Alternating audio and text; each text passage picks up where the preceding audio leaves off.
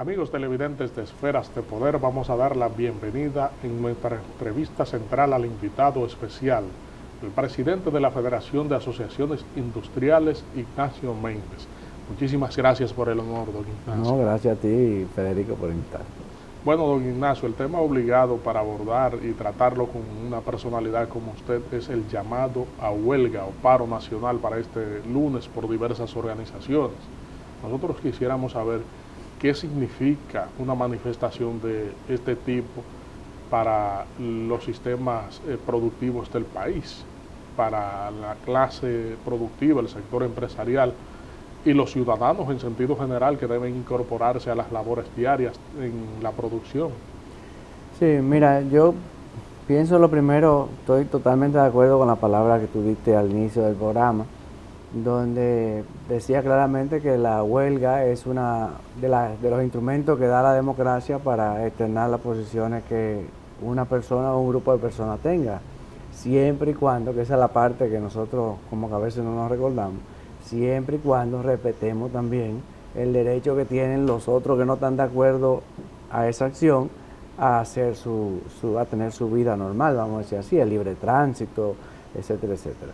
Entonces yo entiendo que la huelga, siempre y cuando respete a aquellos que no están de acuerdo con la huelga, tiene todo el derecho de existir, ¿no? Pero para el sector productivo, lo mismo que para la ciudadanía en general, es una ruptura con el diario vivir. Hay procesos productivos que son mucho más difíciles de pausar que otros más simples. Procesos de plástico, procesos que requieren energía continua. Hay muchos procesos que tienen problemas en parar la producción. Hay otros que, aunque pueden seguir trabajando con menos personal en términos de producción dentro de la planta, tienen el problema de la distribución.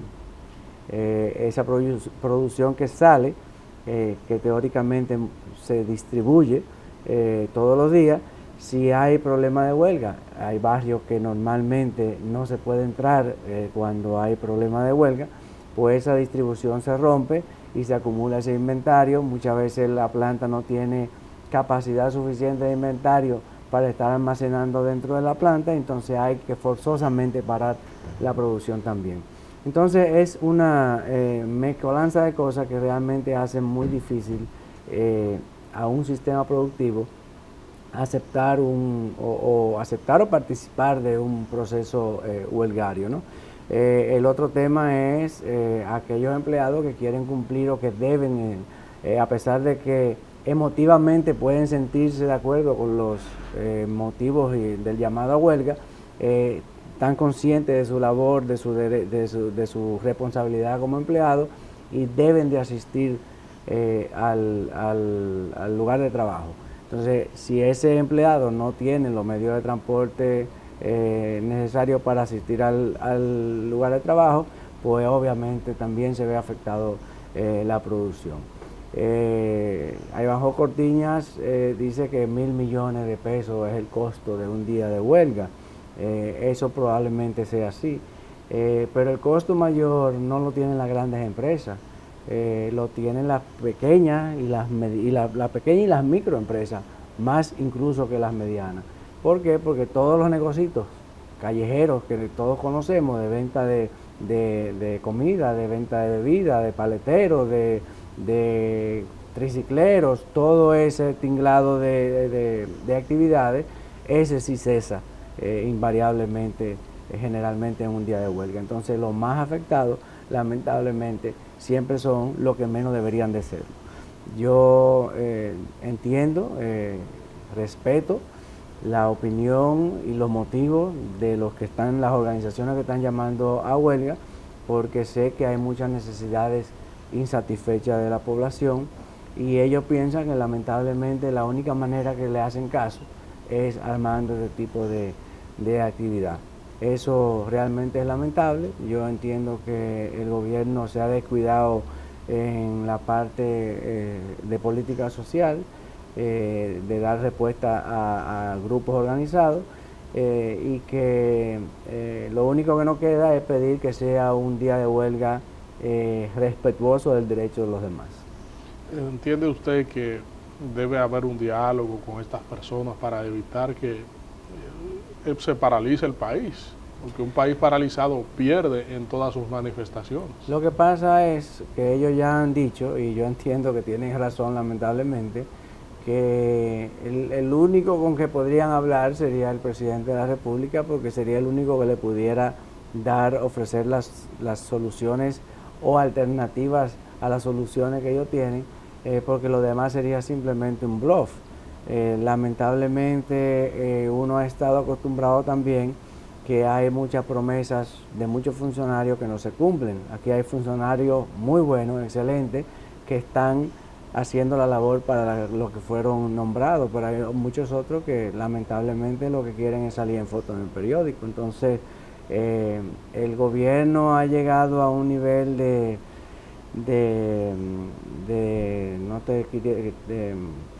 no es descrédito, hay tan poca confianza en la palabra de los funcionarios del gobierno que lamentablemente, según este tipo de organizaciones, lo único que se confía es en la palabra y el compromiso que asuma el presidente. Yo entiendo que hay poco tiempo para eso, ya estamos a ley de días, y lo ideal hubiese sido que ante la primera vez que se habló de esta iniciativa, debía haberse reunido un equipo de funcionarios del gobierno y ofrecer una serie de soluciones a este tema, que hay algunas que son realmente muy razonables, hay otras que uno entiende desde su punto de vista que no lo son tanto, pero que lo que hay es que hay que conversar. La democracia es para llegar a decisiones que procuran el bien común, y nosotros entendemos que muchas veces desde el área de gobierno se están haciendo los sordos, los mudos y hasta los ciegos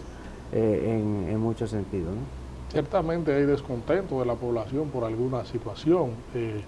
¿Cómo canalizar el que este descontento pueda desaparecer y todo vuelva a su normalidad y que la población pueda sentirse satisfecha con alguna medida que entienda no le perjudica? Pero es que básicamente los problemas aquí no son graves desde el punto de vista macroeconómico ahora, pero realmente el problema de aquí, y siempre te decimos que el presidente, porque siempre tratamos de echar la culpa al presidente. Yo entiendo que si él tiene alguna culpa, la culpa es de que él no es suficientemente exigente con la labor de sus funcionarios. Si usted nombra a un funcionario determinado, a un ministro determinado, es para que esa persona cumpla un rol. Y el rol está ahí, todo el mundo lo conoce y todo el mundo sabe lo que tiene que hacer. Entonces, desde mi punto de vista, el grave problema que tenemos aquí ahora mismo en el gobierno es una falta de gerencia pública. Aquí hay muchas partituras diferentes y cada uno de los funcionarios se cree que es el director de orquesta y cada uno toca la música que le viene en gana.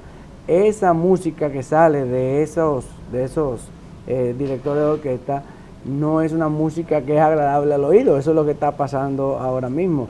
Hay ministerios que son islas, que no coordinan nada con nadie porque no hablan con el otro. Hay incluso ministerios que los mismos viceministros y los directores y los que están más para abajo de ellos no obedecen al funcionario jerárquicamente superior.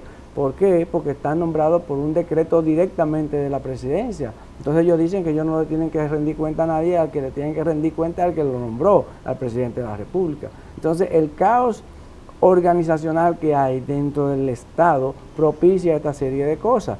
Un funcionario que se compromete a tomar unas medidas que finalmente no puede, porque no puede coordinar nada con nadie, porque no se hablan, no coordinan, no pueden unificar acciones, o porque al otro políticamente no le conviene darle ventaja a este, que coja más valla que el otro. Entonces realmente es una situación difícil en el día de hoy, pero cuando tú te pones a verla es un problema de coordinación de acciones y de organización. Los problemas son graves, pero no son ni más graves ni menos graves de lo que siempre hemos tenido. Hemos pasado por situaciones peores que esta. Lo único que tenemos que tener la decisión de enfrentarla y tener un plan coordinado de todo el Estado, que para mí eso es lo que falta hoy en día, ¿no? ¿Qué llamado pudiera hacérsele a los manifestantes de este llamado, o a los convocantes de este llamado? Bueno, que se comporten como deben de comportarse, respetando el derecho de los demás, que sean garantes ellos mismos de que se cumpla esa acción, en el sentido de que no se afecten los intereses de las personas que entienden que deben de cumplir con su labor como empleado, o aquellos que tengan por una razón u otra que circular en las calles, que no se impida eso de forma violenta, ¿no?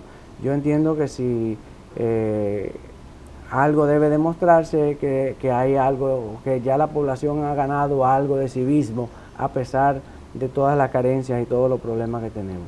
Si eso se cumple así, bueno, pues habrán dado un paso más en sus acciones. Si volvemos a más de lo mismo, a hacer una huelga para crear problemas, para violentamente romperle los vidrios a aquellas voladoras o aquellos taxis que quieran trabajar, pues seguimos en el mismo tema, le estamos demostrando al gobierno que nosotros somos iguales que ellos en ese sentido, y obviamente estamos desacreditando el recurso de la huelga. Yo, que conste, como te dije, con la palabra que dije ahora, no quiero significar que yo apoyo necesariamente la huelga en el momento actual. Yo sí respeto y entiendo que tienen razones muchas veces de sobra para quererse manifestar de la forma en que lo están planteando. Pero obviamente hay problemas serios, o le crean problemas serios a la sociedad dominicana, de la misma manera como lo quieran resolver, ¿no? Es un problema complicado. Yo entiendo que el gobierno debe de actuar de una manera consistente y con autoridad, demostrando que quiere resolver los problemas y diciendo francamente aquello que no puede resolver, porque hay algunas de las demandas que en los momentos actuales va a ser muy difícil de aceptarla, ¿no? Y al parecer los convocantes manifiestan que es irreversible la situación. Ya es determinante el hecho de que ellos van a patrocinar esas manifestaciones. Sí, bueno, la actitud de ellos es eso, la respuesta que han tenido del gobierno no es ninguna que le permita ver que pueda haber una reconsideración de esa decisión que ellos tomaron, y yo entiendo que ellos tienen sus razones para tomar esa actitud. Quedan algunos días, algunas horas. Si el presidente se decide a llamarlos a conversaciones, o si nombra un funcionario con la autoridad y la decisión que se precisa en este caso para enfrentar y hablar con los organizadores de la huelga, yo entiendo que quizá pudiera haber una manera de entenderse. Pero como te digo, son tantas las veces que se han hablado, que se han firmado acuerdos, que se han dicho cosas que no se han cumplido, que realmente hay bastante incredulidad en la población y en las organizaciones con relación al gobierno y a sus funcionarios, ¿no? Con su anuencia, don Ignacio, vamos a hacer una pausa aquí en Esferas de Poder y en breve regresamos. Estamos conversando aquí en Esferas de Poder con Ignacio Méndez, presidente de la Federación Nacional de Asociaciones Industriales. Don Ignacio, ¿qué ha significado para el sector empresarial, los sectores productivos, el conjunto de medidas fiscales aprobadas por el Congreso y que habrán de entrar en vigencia? No, habrán de entrar en vigencia, no, ya entraron con fuerza. Ya los bancos comenzaron en esta semana a avisar a los clientes de aumento de tasa de un 2 a un 3%, ya. Eso se entiende, las proyecciones que hay son de que los aumentos van a estar hasta el rango de un 4%. O sea, aquellas empresas que tienen deudas con el sector bancario y con los demás sectores, porque el sector bancario es un sector de referencia, ya tiene un incremento de un 4%. Eso por comenzar por ahí. Ya hemos visto también la protesta de la Asociación de Industria de la República Dominicana y del mismo CONEP, pidiendo que el incremento del 25 al 29% de impuestos por los beneficios de las empresas que no se ha aplicado retroactivamente. Esto quiere decir que las empresas que se cerraron ahora y que le toca pagar impuestos en estos días, le están aplicando el aumento de la tasa, y lo que se alega es que eso corresponde a ejercicio antes de haber tomado esta decisión y se quiere grabar desde ahora. O sea, las repercusiones del paquetazo obviamente están claras y están ahí, y volvemos a lo mismo. El problema no es que haya que tomar decisiones de ese tipo, quizás haya que tomar decisiones más drásticas desde el punto de vista de hasta dónde nosotros como ciudadanos nos debemos de apretar el cinturón. Lo que le causa a uno coraje en este caso es que uno está viendo que el cinturón se lo está apretando uno solamente, que es al que siempre se lo apretan. Y cuando tú ves del lado del gobierno, tú dices, ¿cuál va a ser la contribución de la parte estatal? No vamos a hablar de gobierno como gobierno central, vamos a hablar de gobierno con todos sus poderes, ¿no? Sí. Porque a mí me encantaría ver esos 6.000 millones de pesos que le dan a los partidos políticos. Yo quisiera que ellos contribuyeran en algo con ese déficit que hay ahí para que ellos den su cuota también. Ya comenzaron gritando desde que le mencionaron ese tema, porque si le dan 6.000 millones de pesos a los partidos políticos, ¿y por qué no le pueden quitar 2.000 millones de pesos y aportarlo al tema este del déficit que hay, ¿no? Igualmente los barrilitos, los cofrecitos, todo eso pudieran también aprovechar. Son dos exoneraciones que le dan por periodo a los congresistas, podrían aportar una de las dos, no que se la quiten todas. Entonces, desde el punto de vista del mismo gobierno, uno quiere ver alguna medida más de ahorro. ¿Por qué seguimos nombrando vicecónsules? ¿Por qué seguimos nombrando viceministros? ¿Por qué seguimos? Hay ministerios que tienen 24, 27, 32 viceministros que no hacen absolutamente nada, muchos de ellos, y que son inorgánicos, casi todos. Entonces, tú me dices, el ministro de Hacienda dice que eso no es nada comparado en volúmenes de pesos, comparado con lo que se persigue hacer. Bueno, no será nada, pero eso manda una señal muy importante a la población de que yo también estoy teniendo mi ahorro. Y que no me digan a mí que es necesario desde el punto de vista social el no echar para la calle esa persona. Porque esa gente no necesitan ese dinero que reciben ahí para vivir. Ellos participan de otros tipos de ingresos también. Entonces no es verdad que eso va a crear un problema social. Y así mismo vemos también con coraje cómo es posible que digan que el gobierno no tiene ingresos y que la presión tributaria es muy baja, cuando vemos, por un lado, para seguir con la misma tónica, que se invierten 1.000 millones de pesos en un parqueo en la Universidad Estatal, cuando eso pudieran habérselo dado ¿cómo le llama eso? Adjudicado a una empresa que sea la que cobre el parqueo y se pague ella misma sus inversiones, porque eso lo hay en otros países, que de hecho eso debe de multiplicarse aquí en la ciudad entera por el tema del parqueo. Asimismo nos da coraje cómo es posible que se hayan gastado casi 1.000 millones de pesos de más en la cárcel de Sadigüey, que aparentemente tiene las mismas dimensiones de la de Moca, que construyó la Procuraduría en 280 millones, una cosa así, o sea, casi 1.000 millones de pesos menos. Y así mismo nos da coraje como en esos mismos días que nos hablan a nosotros de apretarnos del paquete y de que hay que pagar más impuestos, sale el ministro de Obras Públicas diciendo que van a gastar 486 millones de pesos en reacondicionar el estadio Quisqueya. Pero ¿y dónde está la coherencia? O sea, o estamos pasándola mal o tenemos unos clavaditos ahí en el presupuesto público que tenemos dinero que podemos sacar para seguir en el mismo tren. Entonces es un problema de que tú demuestres que tú también estás haciendo algún sacrificio. Por el otro lado, por el lado ya de la sociedad civil, de los contribuyentes, nosotros siempre hemos tenido la posición de que hay que pagar sus impuestos, pero que todos tenemos que pagar el impuesto.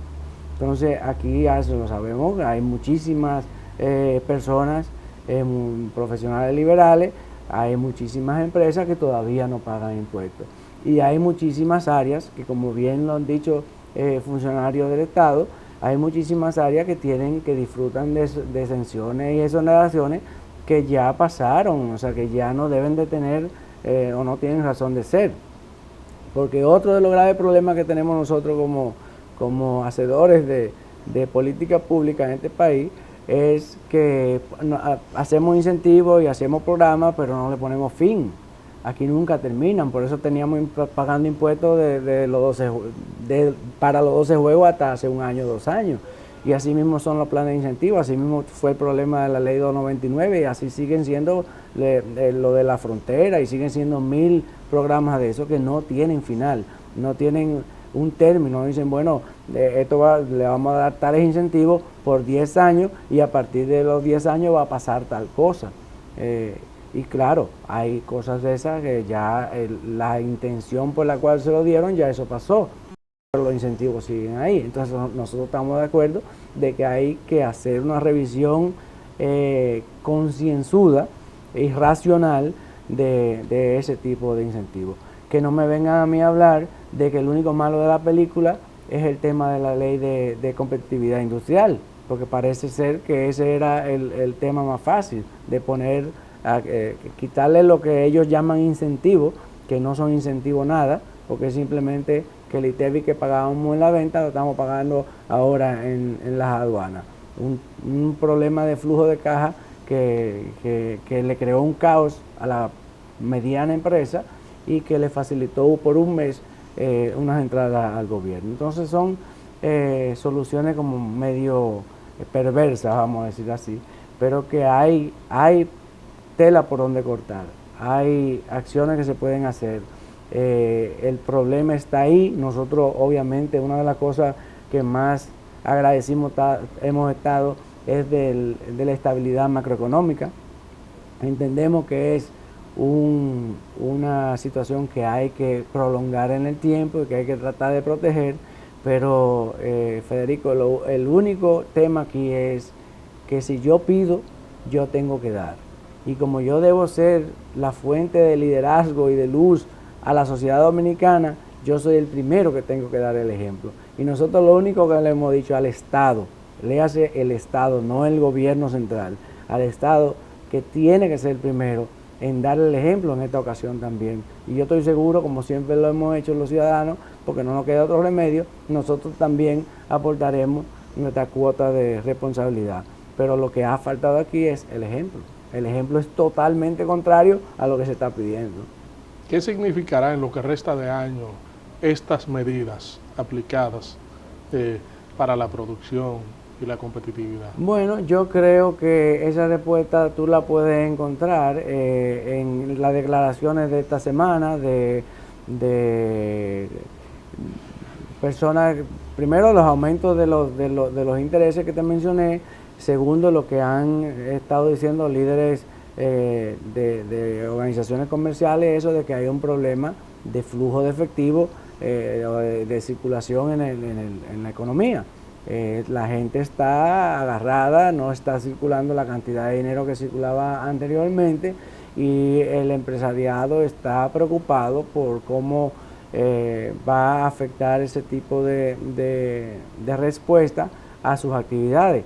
Yo una respuesta muy común, lamentablemente, la estoy viendo y la veo reflejada en unas declaraciones que dio Francisco Capellán en estos días a algunos medios, donde él se puso como ejemplo él mismo en la industria panificadora. Él tenía 40 y pico de empleados, casi 50 empleados, y dijo que él realmente no podía cumplir con el aumento salarial, el aumento de los impuestos, el aumento de la luz y el aumento que le genera los combustibles de generación, de distribución, etcétera, etcétera. Y al aumento de la tesorería social y de todo lo que eso implica.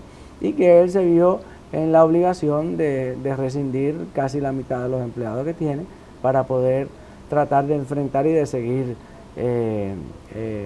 operando, ¿no? Entonces, yo creo que es una respuesta que la estoy oyendo muy a menudo y que puede ser peor las consecuencias de lo que tratábamos de evitar.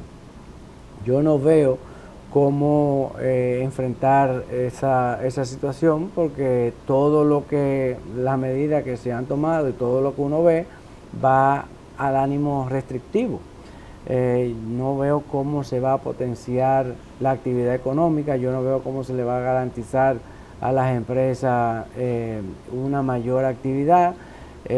Pudiera ser a través de las compras públicas, que se decidan de una vez y por todas a aplicar la ley que le obliga a comprar un 15% a la pyme, pero ahí hay otro problema, ahí hay el problema también de pago, porque ¿quién va a vender a un Estado que no paga? Lo pudieran vender otras empresas que tienen más capital de trabajo, pero una pyme necesita el dinero prácticamente de contado, y venderle al Estado es uno aventurarse a cobrar cuando Dios quiera.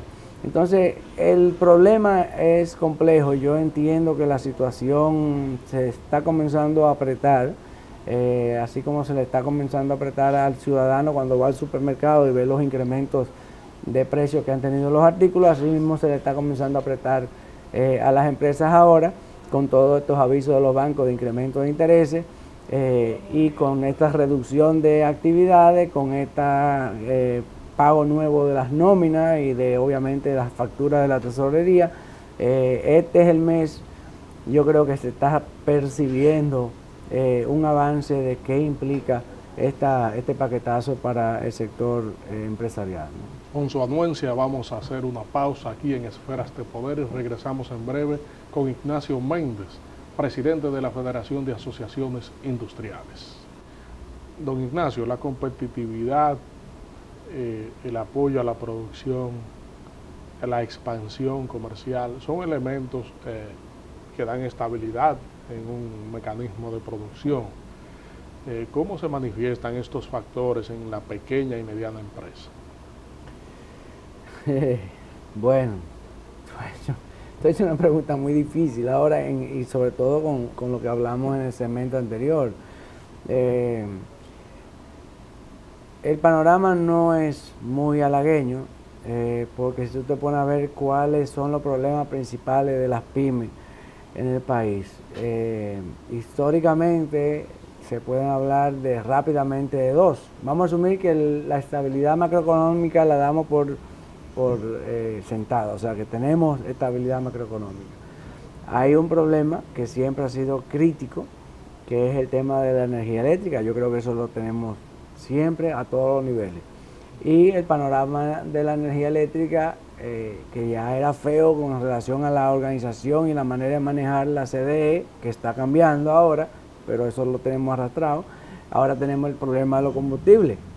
Aunque estamos organizándonos nosotros funcionalmente, tenemos un problema externo que es la matriz energética y el costo de producción de esa energía. El otro tema de la pyme siempre ha sido capital de trabajo. La pyme es un negocio que comienza generalmente familiarmente, personas que no tienen capital de trabajo propio, que comienzan con lo que han podido ahorrar y que necesitan evolucionar ese capital lo más rápido posible. Cuando no pueden vender de contado, que comienzan a dar crédito, ahí se le comienza a apretar el asunto y generalmente requieren de un capital externo, generalmente en forma de microcrédito o de crédito bancario, al cual no tienen acceso por una razón muy simple, porque no tienen garantías que ofrecerle a esos bancos que le tienen que aprobar una línea de crédito. Entonces, ahora mismo con este incremento de tasas se le tuerce más el rabo al puerco, porque le crea más inconvenientes y les resta competitividad a la pyme. Los otros temas son clásicos también, es el problema de las compras gubernamentales. Ese es un programa que pudiera ser el eje de apoyo a la pyme por parte del Estado, pero eso no ha funcionado bien por el problema de los pagos. O sea, tú puedes hacer un programa de compra maravilloso, puedes tener un portal de compra del gobierno fenómeno, pero cuando llega el momento de tú cobrar lo que vendiste, ¿qué sucede? O sea, no hay pago, y el capital de trabajo del pyme, sea de capital propio o sea un capital que ha sido prestado, está congelado ahí en una factura que el gobierno no paga, y eso muchas veces le crea problemas mayores al pequeño y al mediano empresario. Otro tema que es muy crítico en el sector es el tema de la informalidad. El 60% de los pymes son negocios informales. Hay un problema de costos para la formalización legal, o sea, constituir la compañía, porque hay también un problema de titularización. O sea, hay muchos negocios que están construidos en terrenos que no tienen título. Y como no tienen título, no tienen garantía. Como no tienen garantía, no pueden coger préstamos. Entonces hay una cadena de cosas que hay que enfrentarla con decisión. El otro tema es el órgano, lo que está llamado a ser el órgano regulador de todo lo que tiene que ser PYME en el país, que es el PROMIPYME. El PROMIPYME, hay una ley de PYME de hace unos años, del año 2008, la 488 del 2008, que se está aplicando por pedazos. No todos los programas que están contemplados en la ley no están funcionando, el reglamento todavía no se ha aprobado, hay problemas estructurales en esa ley que habría que revisar, pero no está funcionando. Entonces, los pymes siguen estando como siempre han estado, están al libre albedrío, todo el mundo habla de ello, nadie hace nada efectivamente por ello, y el panorama de competitividad en el corto plazo y en el mediano plazo es realmente cuestionable. Yo entiendo que es un tema solucionable, que tiene solución, pero que requiere una voluntad y un tesón y unos actores que estén comprometidos con el sector y que estén coordinar, porque son muchas cosas que tiene que ver Proindustria, tiene que ver la Secretaría de Industria y Comercio, tiene que ver el CIRD, tiene que ver la Tesorería, tiene que ver muchas organizaciones, y la persona que esté a cargo de ese organismo regulador tiene que tener el poder y la autoridad para poder coordinar acciones. Ese otro tema de que el órgano superior es el Ministerio de Industria y Comercio, pero el Ministerio de Industria y Comercio no es que nombra todos esos funcionarios y no siempre logra una buena respuesta, vamos a decir así, de todos ellos. Aparte de que el Ministerio Dominicano de Industria y Comercio lo que realmente se ha convertido en un ministerio de combustible, porque aquí prácticamente lo único que se hace y que se habla es de los precios de los combustibles los viernes en la tarde. Entonces, mientras no cambiemos el tipo de organización estatal en ese sentido, yo entiendo que la competitividad no solamente de los pymes, sino de todos nosotros va a estar en entredicho. Necesitamos la voluntad y el compromiso de hacer que las cosas sucedan. La vaca dominicana, lamentablemente para uno, pero en beneficio de todos los dominicanos, siempre ha tenido leche. Hay veces que no le damos de comer y hay veces que sí le damos su pienso y su hierba, pero siempre da leche. El problema es saber ordeñarla, y saber ordeñarla para beneficio de los ciudadanos, no para beneficio de muchos que siempre han tratado de sacarle provecho, ¿no? Partiendo de este ambiente proceloso que usted ha marcado con relación a las pymes, entonces, adicionando estas medidas adoptadas producto de la reforma fiscal, ¿cuál es el otro panorama que se le puede agregar a esta situación, don Ignacio? No, yo pienso que lo que se va es a seguir apretando la situación. O sea, lo que podemos ver es que la informalidad va a seguir creciendo, porque muchos de ellos simplemente, si tienen compañía, la van a dejar o quebradas o que quiebren, y van a pasarse a la informalidad lo que puedan. Con la informalidad se defenderán como puedan, o sea, le pagan la tasa que puedan pagarle a los empleados que quieran trabajar de esa manera. Es lamentable porque en esa informalidad ellos pierden presencia en el mercado, porque muchas veces que no pueden facturar si no tienen NSF y si no tienen una serie de requisitos, pero habrá nicho de mercado en lo que sí pueden operar. El empleado de una pyme informal no tiene acceso a la seguridad social. La seguridad social que es la revolución más grande que se ha hecho en el país en los últimos años, le protege, le salva de enfrentar una situación a un pyme o una familia que puede ser totalmente destructiva. Una enfermedad en una empresa pyme pequeña, puede acabar con la empresa. Una enfermedad en una familia puede acabar con la economía de una familia. Entonces, la bondad que presenta la seguridad social no la pueden adquirir estando en régimen informal, ¿no?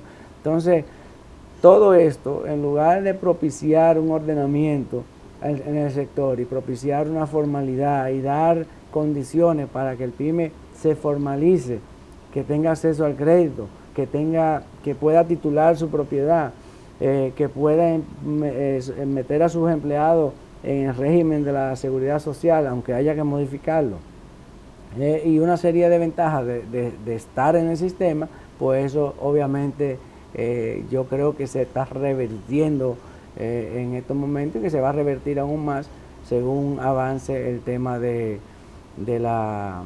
paquetazo.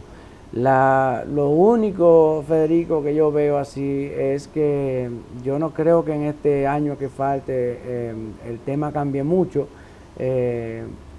Lo único que nos queda esperar es que el gobierno nuevo que salga, sea cual sea, se dedique a enfrentar, a coger el toro por los cuernos, que realmente se arme un plan coordinado y que se logre lo que aparentemente no ha podido ser logrado en este gobierno, que es coordinar todos los actores y que los funcionarios públicos trabajen con vocación de equipo, o sea, que trabajen realmente como un equipo coordinado y bajo unos lineamientos definidos, ¿no? Yo entiendo que si hay esa vocación y si hay esa decisión, que ojalá que la tomasen mañana, porque no quiero evitar, o no quiero decir que no quisiera darle esas palmas al gobierno actual, ¿no? Pero eso se puede lograr y se pudiera lograr paliar la situación en el corto plazo. Si no se hace, yo creo que seguiremos una etapa de cuasi España boba y que la situación se va a seguir apretando para los empresarios, mientras más pequeños van obviamente a sufrir esto de forma más descarnada, ¿no? ¿Cuál es la principal ayuda que necesitan las pymes en los actuales momentos? La ayuda es esa, o sea, la ayuda es lo que te he hablado. En el tema de energía eléctrica no se puede hacer gran cosa, simplemente que se siga trabajando transparentemente sin ningún tipo de política en el sector. Yo creo que ahí no hay que esperar más. El problema del financiamiento no es de corto plazo, hay un problema que hay que atacar de raíz, ¿no? Y eso ahí va a seguir encareciéndose el dinero si no revierten el tema del paquetazo. El otro problema, el problema sería enfrentar el tema de la coordinación, el tema de las compras gubernamentales, que se le busque una salida al tema de los pagos y simplemente dar facilidades, ver cómo se puede paliar la situación en el mercado de los pymes. Ya no hay tiempo para muchas cosas porque fondos de garantías, titularización, o sea, hay una serie de cosas que son a mediano plazo, pero con el simple hecho de coordinar acciones de un Promipyme que realmente haga su labor, del sector que coopere con unos funcionarios que uno vea que realmente están haciendo un esfuerzo por lograr un objetivo común, yo entiendo que pudiera paliarse un poco.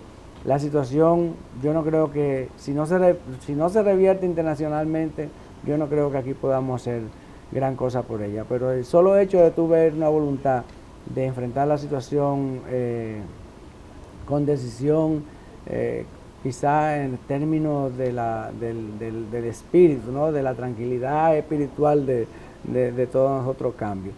El problema no es fácil, nunca ha sido fácil para los pymes y requiere tiempo, dedicación y vocación para resolverlo. Don Ignacio, agradecemos la amabilidad de acompañarnos aquí en Esferas de Poder para hablar con toda la propiedad y orientación hacia los diversos sectores del país, específicamente hacia los sectores productivos. Esferas de Poder está muy complacida con su comparecencia y además está decirles que las puertas siempre estarán abiertas para una personalidad como usted. Gracias, Federico, por la invitación. Gracias a ustedes, amigos televidentes, por habernos acompañado. Hemos contado con la comparecencia del presidente de la Federación de Asociaciones Industriales, Ignacio Méndez. Les invitamos a que nos acompañen en el próximo contenido de Esferas de Poder. Federico Méndez se despide de ustedes.